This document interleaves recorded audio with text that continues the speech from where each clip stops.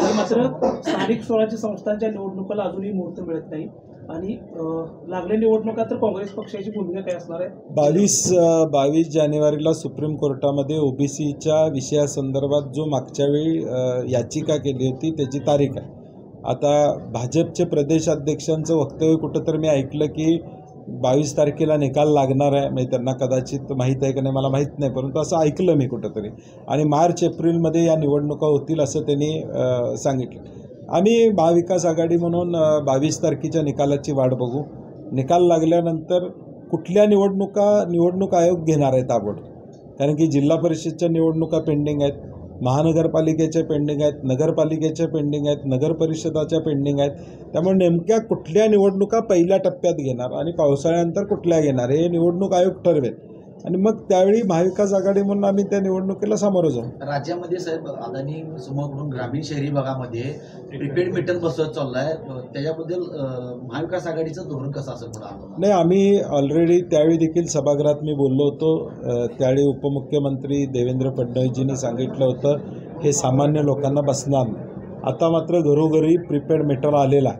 म्हणजे जसा mobile recharge केल्याशिवाय चालणार नाही, आज लाईट वापरली की महिन्यानं आम्ही पैसे भरत होतो. घरच्या मध्यमवर्गीय सामान्य माणसाचं नियोजन असायचं की महिन्याभरानं विजेचे बिल मला एवढं येणार आहे, मला पैसे भरायचे. आता आज 1 तारखेला पैसे भरल्याशिवाय 30 दिवस लाईट चालणार नाही. घरात एखादा पेशंट असेल, घरात एखाद्या वृद्ध व्यक्ती असेल, घरात एखादा त्या ठिकाणी कुठंतरी एखाद्या इक्विपमेंटवर एखाद्या वयोवृद्धांना आपण ऑक्सिजन देत असो, काही असेल, तर हे सगळं आता पहिल्या दिवशी तुम्ही पैसे भरले तर चालणार, या पद्धतीचं धोरण. त्यावेळी देखील आम्ही सांगितलेलं 27,000 कोटीचं टेंडर हे 4-5 कंपन्यांना प्रीपेड मीटरचं दिलेलं आहे. विधानसभेच्या निवडणुकीपर्यंत हे थांबवलं गेलं. आता विधानसभा झाल्यावर मात्र ताबडतोब ते बसवायला लोकांना याचा विरोध आहे. आम्ही देखील लोकांचा विरोध आहे हे गृहीत धरून लोकांनी जर विरोध केला तर आम्ही त्याला विरोध करू. महाराष्ट्र देवस्थान समितीमध्ये सध्या अनागोंदी कारवाई सुरू आहे. कोट्यावधी रुपयाची बिलं पहिलीच दिलेली आहेत, कामं अजून झालेली नाही. सकाळमध्ये गेली 6 दिवस ही मालिका सुरू आहे. कलेक्टर त्याच्यावर बोलायला तयार नाही आहे, त्यानंतर सचिव काही बोलत नाही आहे. पैशाचं मात्र वारेमाप उधळपट्टी होते. जिल्ह्यातले नेते यामध्ये लक्ष घालणार आहेत का, किंवा या संदर्भात तुम्ही काही लक्ष? नाही, तर मी ते वाचल्या बातम्या, कुणाच्या काळामध्ये त्या झाल्या, कोण अध्यक्ष त्यावेळी होतं, त्याची चौकशी लावली पाहिजे. ह्या सगळ्या गोष्टी पुढं आल्या पाहिजेत. आणि मला वाटतं जिल्हाधिकाऱ्यांनी एखादी त्रयस्थ कमिटी नेमून, मला वाटतं गेले 3 वर्षे जिल्हाधिकारीच त्याचे अध्यक्ष, कमिटी नेमायची गरज नाही. जिल्हाधिकारी स्वतःच्या अखत्यारीत तिथं प्रांत पदाचे अधिकारी त्या ठिकाणी सचिव म्हणून काम करत आहेत. त्या दोघांनी त्याची चौकशी करावी. महालक्ष्मी मंदिर, आई अंबाबाई आमच्यासाठी एक श्रद्धास्थान आहे आणि अशा ठिकाणी हा जो काही कारभार आम्हाला ऐकायला मिळतोय हा खरा नसेल तर त्याची स्पष्टता जिल्हाधिकाऱ्यांनी केली पाहिजे. आणि म्हणून माझं जिल्हाधिकारी कोल्हापूरला आव्हान आहे की या सगळ्या बातम्या खऱ्या असतील तर त्याची ताबडतोब चौकशी लावा, जर चुकीच्या असतील तर जिल्हाधिकाऱ्यांनी ताबडतोब पत्रकार परिषद घेतली पाहिजे, त्याच्यावर खुलासा दिला पाहिजे, त्याच्यावर प्रतिक्रिया दिली पाहिजे. शेवटी हा आमच्या अस्मितेचा प्रश्न आहे कोल्हापूरचा, आणि म्हणून जिल्हाधिकाऱ्यांनी ताबडतोब यामध्ये योग्य ती भूमिका घ्यावी अशी आमची अपेक्षा. मात्र अद्याप देखील येथे डेव्हलपमेंट म्हणावी तशी होत नाही आहे. कसं ITचं पुढं धोरण असणार आहे, कारण की तुम्ही देखील पालकमंत्री असताना प्रयत्न करत होता कंपन्या येण्यासाठी, आता प्रयत्न कुठंपर्यंत आले? शेंडा पार्कमध्ये जमीन आरक्षित IT पार्कसाठी केलेलं आहे. आता कोल्हापुरातल्या जनतेनं महायुतीला भरभरून असं यश दिलेलं आहे.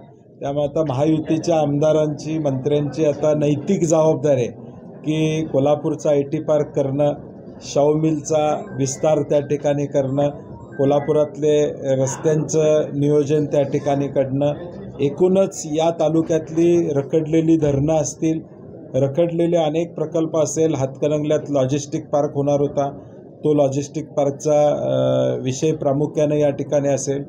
गड किल्ल्याचं संवर्धन असेल. हे सगळं आता 5 वर्षात एवढा मोठा मॅन्डेट जनतेनं दिलेला आहे.